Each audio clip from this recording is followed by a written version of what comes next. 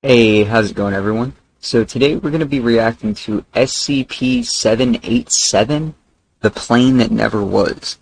I'm pretty sure this is about Flight 787.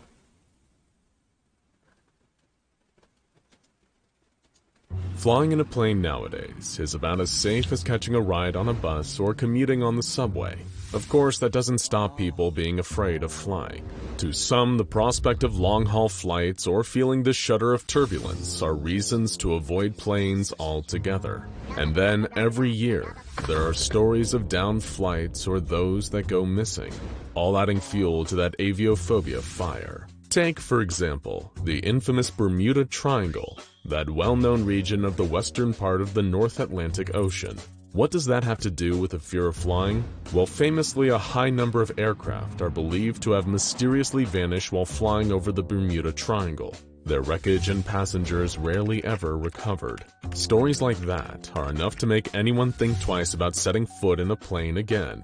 And then, there's SCP-787. As you may have already guessed, SCP-787 is a plane. Specifically, it is a Boeing 747-200, with a wingspan of nearly 200 feet and capable of seating over 800 passengers. The 747-200 is a part of the famous Boeing 747 family of aircraft. These are quad-engine commercial airliners, designed to be the safest ever built. The particular Boeing 747-200, that has since become known by the Foundation as SCP-787, is slightly different from one that might take you from your nearest airport to your long-awaited vacation, though. For one, SCP-787 has no known date of manufacture and no call sign, both which a standard Boeing aircraft would be expected to have. No call Additionally, sign, the plane's that's really entire weird. exterior has been repainted. Strangely, even the windows have been painted over, and the paint was still wet when SCP-787 was first discovered. As for the inner workings, all of SCP-787's mechanical components, including its turbines, engines, and landing gear, are in perfect working order with no signs of any damage. In fact, the SCP Foundation's researchers aren't even sure that SCP-787 has actually flown since its construction. The plane's machinery looks so pristine that they might be brand new, with no detectable signs of any previous use. However, inside the main body of the plane, it seems to be a different story. Anything not mechanical, like the carpets and seats, have decayed over time.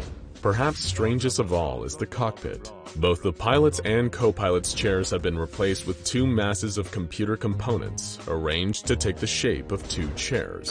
So what, you might be thinking? After all, SCP-787 is, for all intents and purposes, just an ordinary plane. Not enough to put you off flying, right? Nothing more than a Boeing with a few little things off about it, like some missing seats and decaying upholstery. Well, there's that. And then there's the over 500 dead bodies. What the hell? In June 1987, this flight of the dead was discovered several kilometers outside of the city of Bremerton in Washington state. The SCP Foundation moved in, securing the plane and swiftly getting it into containment. Now kept within a Foundation hangar, the interior of SCP-787 is monitored for 24 hours a day. Surveillance cameras and microphones are located within the cockpit, passenger areas, and even the plane's... Why is this a safe one? This isn't safe. ...laid back to the Foundation.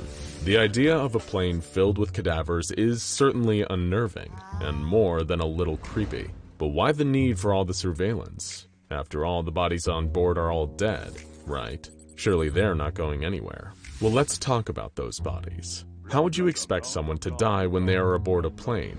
Maybe they'd be thrown around during a crash landing.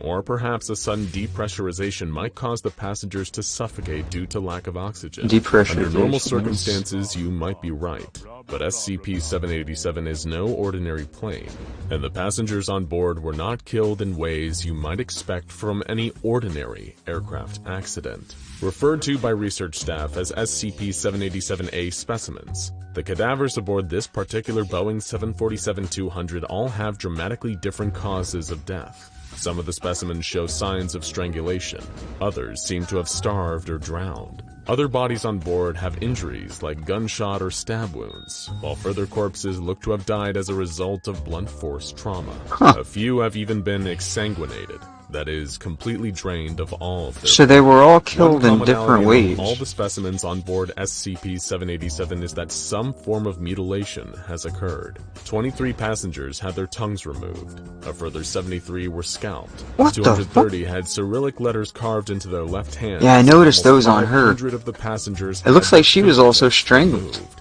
Let's recap what we have so far. First, there's the Boeing 747-200, found randomly sitting in a field. Second, it's filled with over 500 mutilated bodies. And third, each one appears to have died from a cause you wouldn't typically expect from an airline accident.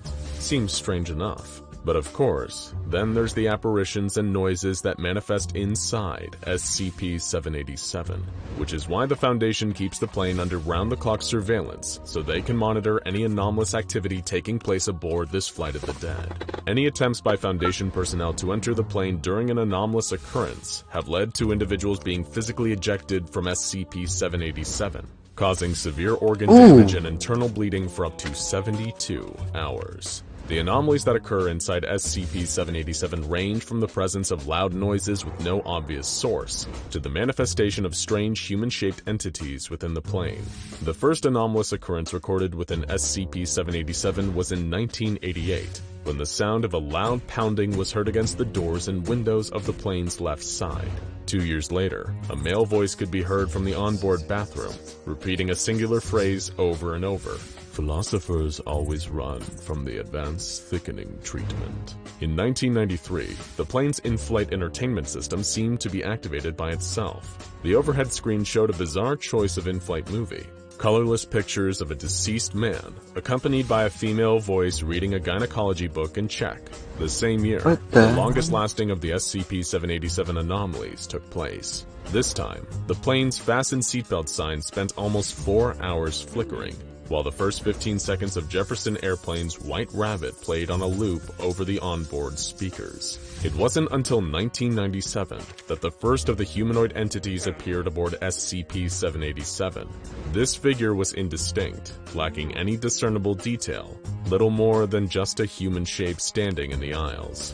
Observed by the Foundation's surveillance equipment. So have these bodies been in it the entire time? Oxygen supply and mask from seat H. Why aren't they, like, It stood decomposed? perfectly still, wearing the passenger's breathing mask for over 2 minutes before removing the mask and disappearing from the view of the cameras placed on board. The figure did not appear anywhere else inside the plane.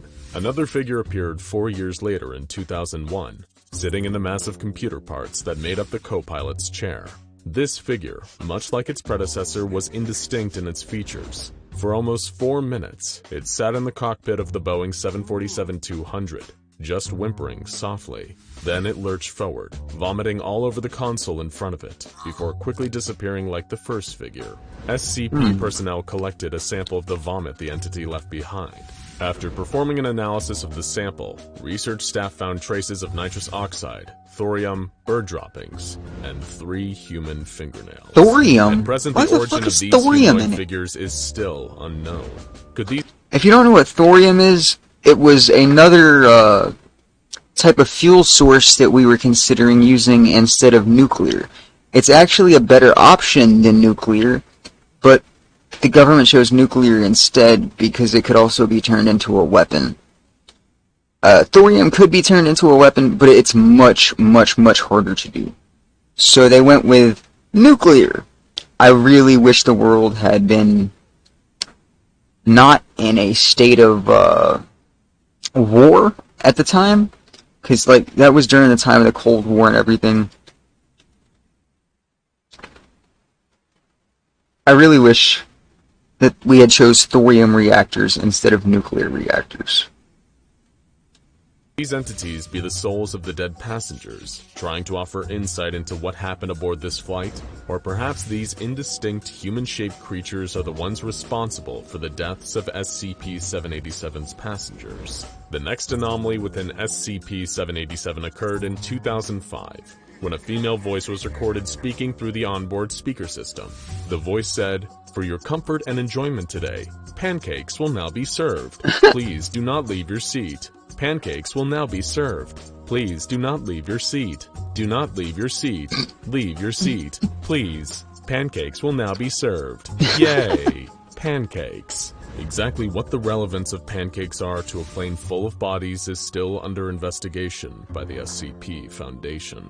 Next, in 2007, the Boeing's overhead emergency air masks fell from the ceiling, only to be snatched back upwards. They continued deploying and retracting for 14 minutes, while the plane was simultaneously filled with the noise of screams. Finally, the only other notable anomaly took place a year later, when the onboard temperature with an SCP-787 dropped 33 degrees, from 20 to minus 13 Celsius in a matter of seconds. By the late 2000s, the Foundation's researchers was having little luck understanding the nature of SCP-787's anomalies. I am too, honestly. Instead, they turned their attention to identifying the bodies of the deceased passengers on board. Through the use of advanced forensics and population databases, these researchers attempted to determine where exactly these bodies... They just left the bodies and they're rotting for years. Determined if they all died on the plane, or if someone had exhumed them from graves before placing them aboard for some unknown reason.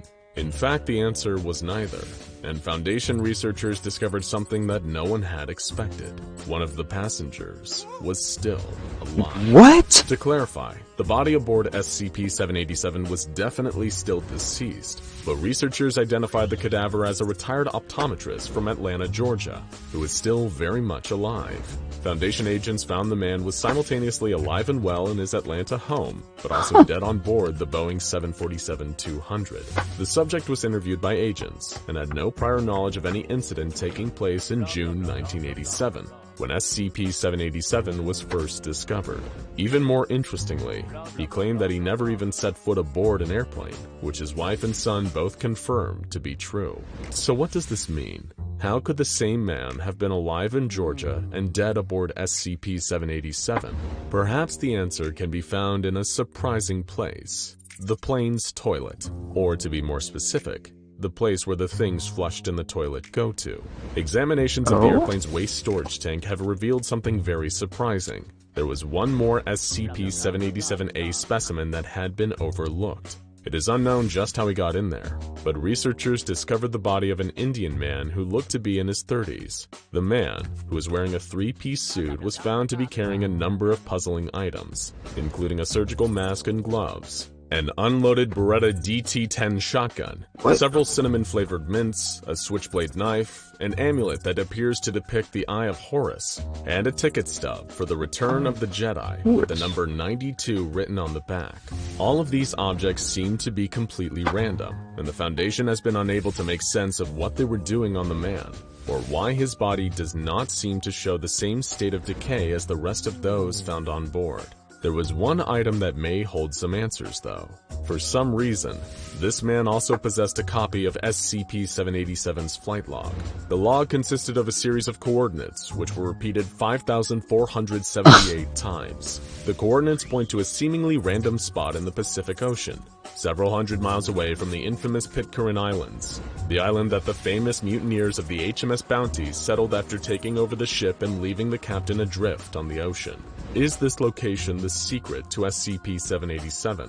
While none of this is confirmed nor denied by anyone at the SCP Foundation, one theory surrounding the area is that the location is another Bermuda Triangle-like location, one that contains some sort of temporal anomaly that unwitting planes fly through, only to find themselves displaced in time. Of course, the problem with this theory is that the man from Atlanta said he'd never been aboard a plane before. Maybe it's a plane from another universe, him from an alternate reality. That SCP-787 is a plane that made a flight at some point in the not-too-distant future, only to arrive back in June 1987 by passing through a temporal breach in the area near the Pitcairn Islands. Sure, it might not explain what happened to everyone on board, but it could at least explain how SCP-787 arrived where and when it did.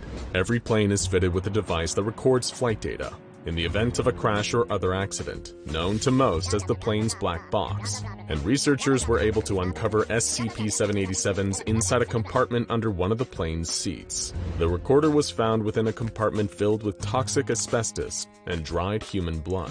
They hoped that perhaps it would contain some answers as to what exactly SCP-787 had come from, and what had happened to its passengers. Sadly not. The flight data recorder contained no information besides one simple phrase: to be sorry.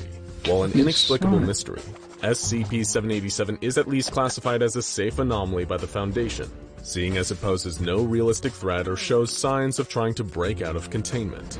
The aircraft has only ever caused harm to anyone trying to enter during one of its sporadic anomalous events, but apart from that, it sits gathering dust in a hangar, just waiting for someone to crack its secrets. And who knows, maybe one day you'll be sitting on a plane that's taking you to your South Pacific vacation, and the retired optometrist sitting next to you will remark that you're passing over the Pitcairn Islands, and you'll discover for yourself exactly what happened to SCP-787. Now check out SCP-354 The Red Pool and SCP-3999 I. That's a really, really weird one. Because the Indian man they found in the waste disposal, he had a ticket on him from 1992, but they said they found the plane and it's been sitting in the hangar since the 1980s. Would they say 1987? I think they said 1987. But if the plane has been sitting in there for that long and he had a ticket on him from 1992, it sounds like things are being taken from different time periods and placed into the plane. I'm honestly not sure about this one. This one's really racking my brain. But as always, I'll see you in the next one. Appreciate you coming and hanging out.